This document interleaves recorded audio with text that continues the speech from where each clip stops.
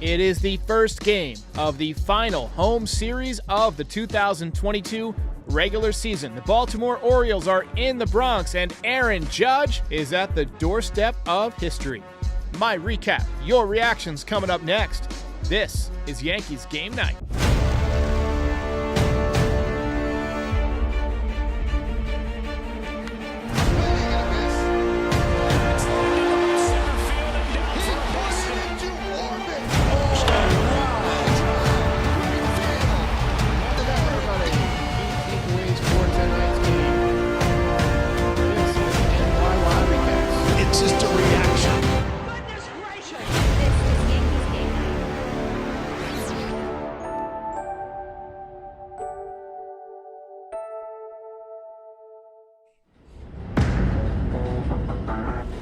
Hello, everybody.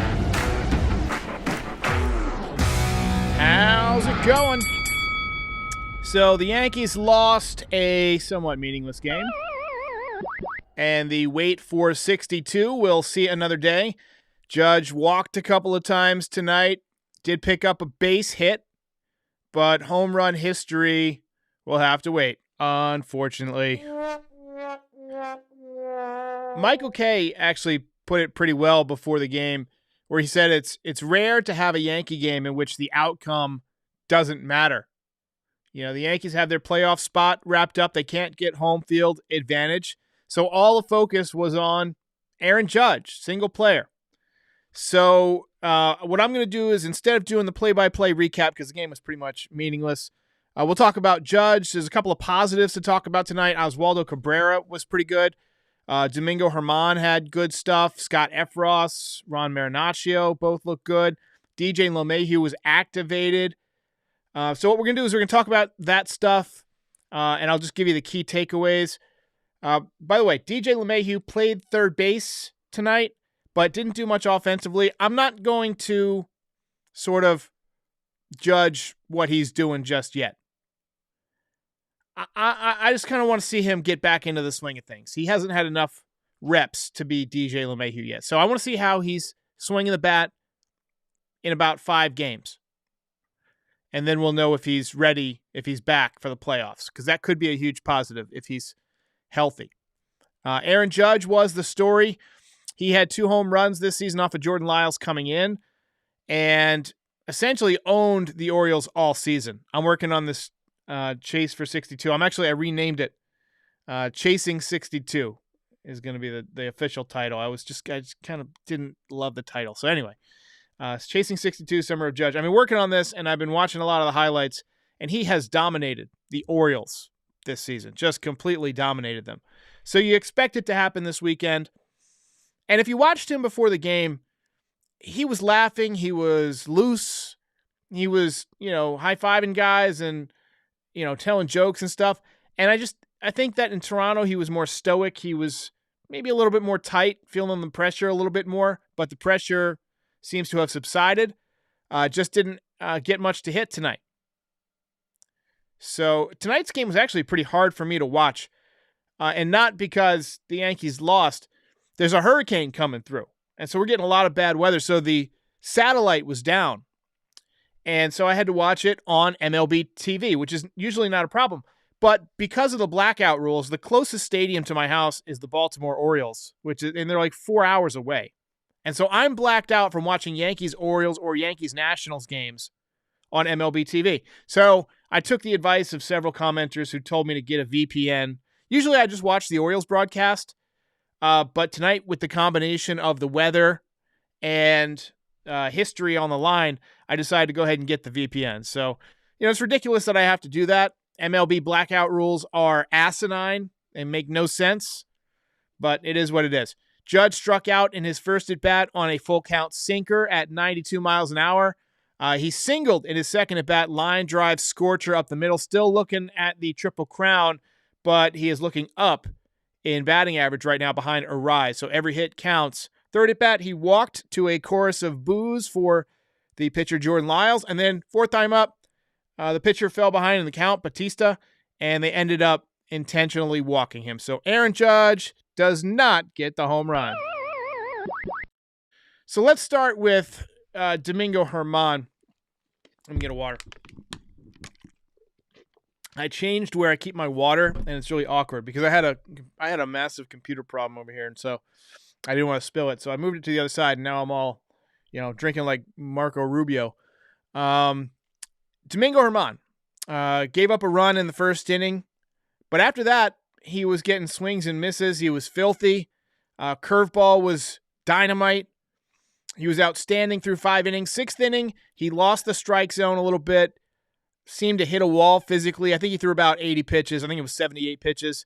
Final line was 5 1/3 innings, 3 hits, 2 runs, 3 walks, and 6 strikeouts. I thought it was a pretty solid performance. His stuff was impressive. Harrison Bader made one of the best catches of the season in center field in the top of the 5th. You could really see the closing speed. A guy who just basically outran the baseball. I like that he stays low to the ground. You heard Paul O'Neill talk about that, but on the bases in the context of stealing bases. But guys who stay low to the ground and run, really athletically are fun to watch in the outfield. And Bader's one of those guys. I was skeptical, but he's won me over so far. Still 100% miss Monty, but Bader can play for sure. I understand the move a little bit better now.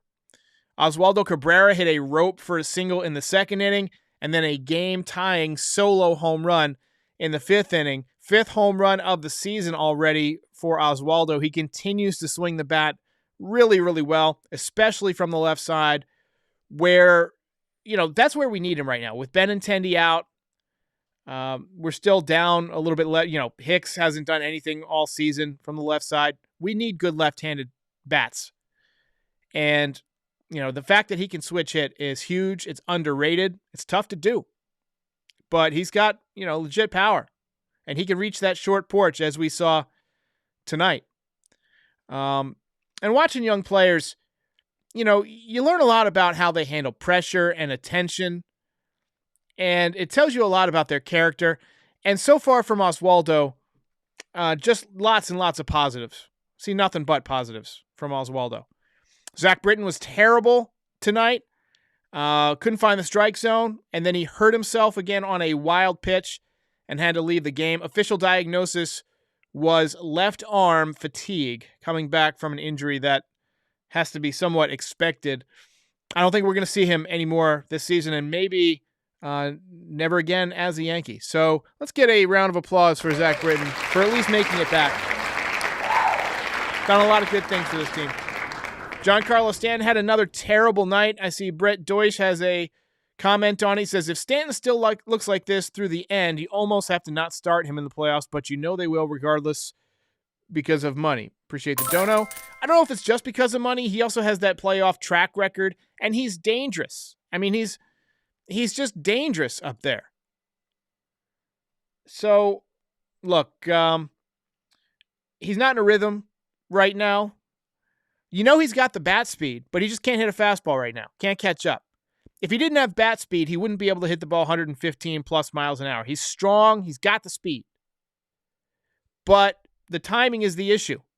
And I'm a little bit worried because, with the 5 days off between the end of the season and the playoffs, that could only screw up his timing worse. I mean, it's only going to throw you off unless he's taking BP off of Aroldis Chapman like the rest of the league does during those 5 days.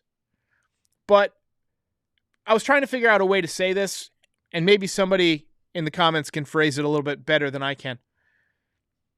Sometimes when your timing is really bad, right, and then you screw up your timing worse, it somehow makes your timing correct. I don't know how to explain that. It's like, I don't know.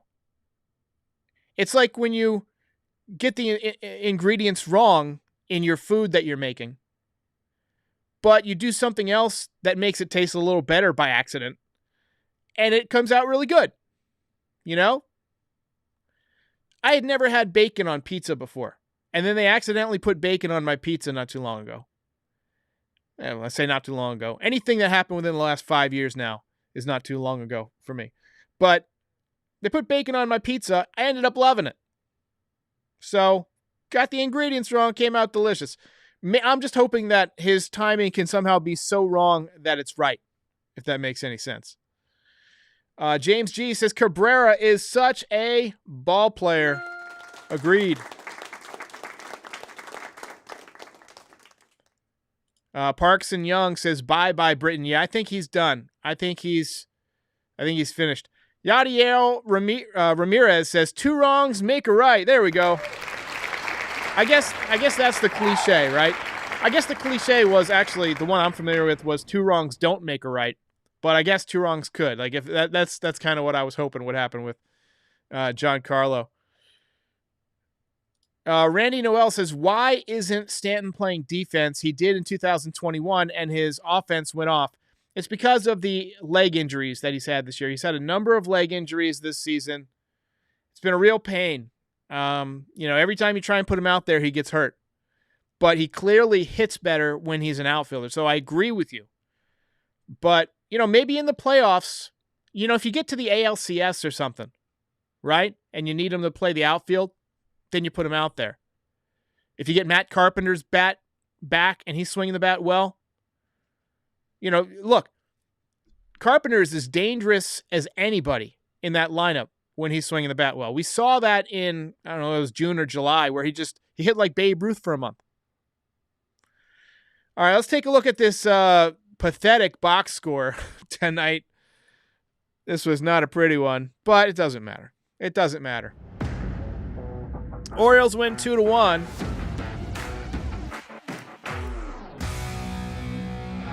That is 96-60 for the Yankees. So just 6 games remain.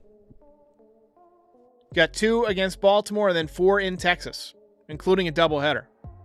So 6 times you figure he's going to average at least 3 plate appearances because he might get a day off. Aaron Judge probably got 20 at bats. He's probably got 20 legitimate at bats to break the record. He was 1 for 2 tonight, couple of walks. Rizzo 0 for 4. Torres 0 for 4. He had a tough night. Stanton looked really bad, 0 for 4. LeMahieu 0 for 3. I mean, that's why you lose. 0 for 4, 8, 12, 13, 14, 15. 0 for 16 there between Judge and Cabrera. That's not good. That's not winning baseball, ladies and gentlemen. That is not winning baseball. Kiner Falefa, 1 for 3, but other than that, no hits for the Yankees. And then Kiner Falefa actually stole his 21st bag of the year. And Herman goes 5 1/3. He's 2 and 4. Pretty decent ERA, 3.31. Britton is at 13.50 with a walk tonight. Didn't record any outs. 1 2/3 with 3 strikeouts for Marinaccio. I thought Marinaccio looked great. Had a couple of walks, but he was, just missing by a little bit. Had too much break, too much movement on his pitches. That happens sometimes, especially if the weather gets chilly. Chapman, no runs in 1 inning, and Efros, 1 inning, 1 hit, 1 walk, and 2 strikeouts. All right, let's get to a few more of your reactions. Pretty light crowd tonight for a Friday night. Mike says, turns out bacon is pretty good on everything. We haven't done this in a while, but that's the comment of the night.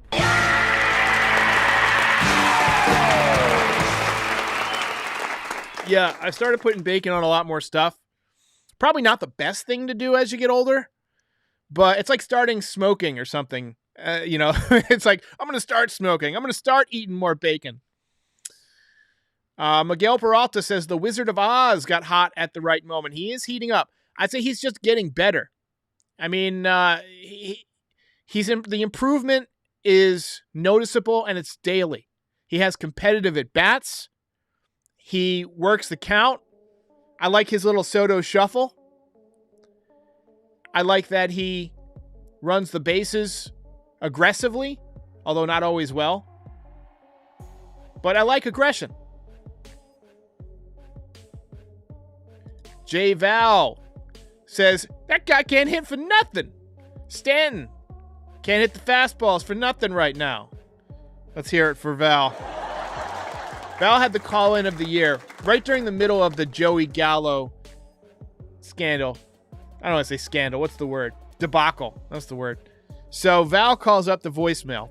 And the voicemail's pretty quiet right now because people are just kind of waiting for the season to end, playoffs to begin. Traffic's kind of down. I'm kind of treating this time to do some behind-the-scenes stuff. But Val calls up while Joey Gallo's struggling. He says, "This guy can't hit for nothing." And it was the greatest. I laughed for like 5 minutes. I listened to it like 20 times on loop. And then I put it in my my next call-in show as a sound effect. That was call of the year. Sergio says Peraza needs to play tomorrow to cheer up the Yankees. And Doug says, I feel like Stanton is under contract until I'm 90.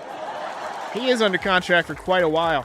You know, I've been thinking a lot because I'm preparing my postseason thoughts about how this roster is going to look next year. And, you know, you got Carpenter as a free agent, but you really want to bring him back. But he's not going to get a ton of at-bats if Stanton is your DH. And there's not a lot of room for him in the outfield if you bring Benintendi back because you've got Peraza now. Cabrera, who can play left field, who can play right field. Judge can play center and right. You got Bader out there. I mean, there's a lot of really good defensive outfielders who can also swing the bat a little bit. So Carpenter could be gone. But Giancarlo Stanton, you know, that contract continues to be an albatross. However, some team, you know, maybe it's the Dodgers, maybe some team out west is willing to take a chance if the Yankees are willing to eat a little bit of that contract. And maybe you can deal him and open up a little bit of roster flexibility, open up a little bit of the budget to re-sign Aaron Judge, open up the DH spot so Judge can use it more. You know, I've been thinking about how Judge has been, you know, swinging the bat this year. And his size, you know, he's just so strong, so big and strong, swings such a heavy bat that he doesn't even really need to be a great hitter to hit a lot of home runs. I really feel like he could have a Nelson Cruz style 30s where he, you know, from ages 35 to 40, just DHs and hits 40 plus home runs by accident. Even if he hits 240 or 250 at that point. You know, he'll decline at some point. But I just think the power is always going to be there just because he's so naturally big and strong. We got a dono from Orion McCarty. Says, going to the game Sunday. Let's go Yanks number 63. So we want 62 first and then 63. I hope you catch it. Victor says, do you think Cole should pitch in the playoffs? Because I don't. I do think he should pitch in the playoffs. I just think he should pitch better in the playoffs. And Randy Noel says, can't wait for all the kids to play. Yeah, I'm looking forward to getting Dominguez up. Just watching him cut through the AA playoffs was exciting to me. Kid's got unbelievable talent. Volpe continues to impress. He had 49 stolen bases or something like that this year. I never checked to see if he got his 50th, but just an unbelievable year. Peraza, what we've seen so far has been legit. He's smooth at shortstop, makes contact, hits line drives. Haven't seen the power yet. But, you know, he looks like he can play. Cabrera can play. I want to see what Spencer Jones can do, the 6'7" lefty. You know, I just mentioned Benintendi. He's a free agent. It'll be interesting to see if the Yankees re-sign him because they, like I said, have Cabrera, who fans love to watch. And I'm sure, like, if you put him out in left field and just say, hey, look, you're a left fielder, he'll become a good left fielder and he'll eventually be a pretty good hitter. And he's cheap. So the Yankees have given themselves that option. But Benintendi was really good, and he's a great fit for New York. He's a proven veteran. Yankees have some decisions to make. All right, guys, I'm going to call it a night. Yankees drop. I guess it's not really a tough one. I usually say Yankees drop a tough one, but they drop a meaningless game. Aaron Judge stuck on 61. I'll see you right back here tomorrow. Same bat time, same bat channel. And hopefully we'll get the long ball going. I'll see you.